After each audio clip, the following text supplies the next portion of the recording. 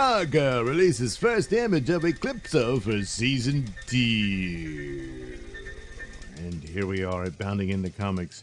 Of course, this is a picture from the comics, and that's typically what he looked like. No, it's not Green Goblin. Yeah. I'm trying to remember. I think Green Goblin predates Eclipso, but then the Green Lantern villain Icicle from way back when sort of looked like Green Goblin too. And so I think Icicle predates Green Goblin. But nevertheless, Green Goblin was the big deal because, it's Spider-Man's arch nemesis. So,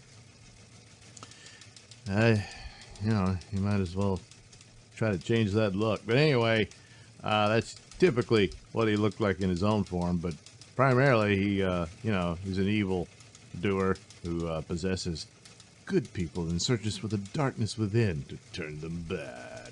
So anyway, it was hinted at in last season by the bad girl that he's going to be released. She found a little crystal that his spirit resides in, and so that was kind of the cliffhanger of the ending of the first season, despite their victory over the Injustice Society. So anyway, Stargirl took me by surprise that it was, not only was it not bad, it was kind of good. Even though, it's like I was going in it thinking, well, how bad is this going to be? But it turned out to be probably the best thing they produced for, back then at the time. It was supposed to be for the DC Universe streaming service, which was a long shot at best because it's, it's just its own little corner. Having it on something like HBO Max, makes more sense. Even though I enjoyed DC Universe and all that, but, it's a small market. But anyway, Swamp Thing was probably one of the better looking ones of it. And Doom Patrol was cool, but it's too repetitive. Stargirl is closer to what you would get from a CW show, but without all the crappy CW soap opera stuff. There is teenage soap opera stuff in it, but they wisely keep it rather brief. It's not the core of the show, because I can't stand teen soap opera stuff. Even when I was a teenager, I always hated it, especially then. But anyway, they limit it, which is good. So it's not the full focus of the show. Hopefully they can maintain that going into a second season. It might just be this was just the first good season, and then the show just goes back to the standards and goes to crap. One of the things it didn't have was the templates of CW, where Stargirl has this nerd crew that gives her a little help from behind. I mean, she forms a new Justice Society with the next generation of kids of the original, that sort of thing. But they're all, different superheroes on their own. And so anyway, Eclipso is going to be the next big villain coming. And here he is. This is what he'll look like. So, well, that's you paint him green and it's Green Goblin, which would have been a better outfit than what you saw in the Sam Raimi movie. That's one of the flaws in it, I thought, because the Green Goblin just looked like a cheesy, I don't know, Power Rangers villain or something like that. And I think they were going to go for that at one point, where they were going to make him kind of look medieval and stuff, which would stand to reason because goblins and everything. But well, they didn't. So anyway, Eclipso will look like this. But I'm guessing you'll only see this, more here and there, whereas he'll take possession of people, and it'll just be the actor, whoever is being possessed by Eclipso.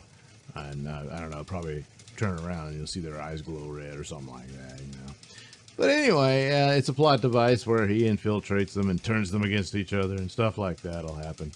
But he's been around a while, and they even had a whole series way back in the good old 90s where the Superman and Wonder Woman got possessed. And see what happens? Hey, eyes turn red, and then she's got this sort of pale thing comes across her face. Yeah. Is seeking the darkness within. But even if you're really good, like Wonder Woman and Superman, you're still vulnerable. to the power of Eclipso and all that crap. So that's what they'll have to do, figure that out with her new team there, you know. But yeah, it doesn't follow in the templates. You know, her stepdad helps out, and he's got a giant robot. But that's in keeping with the comic book. It's very in keeping with the comic book origins, which just goes to show that you know, Jeff Johns is very keen on that. I guess it kind of got him in trouble. Well, not kind of, it sort of did with the movies.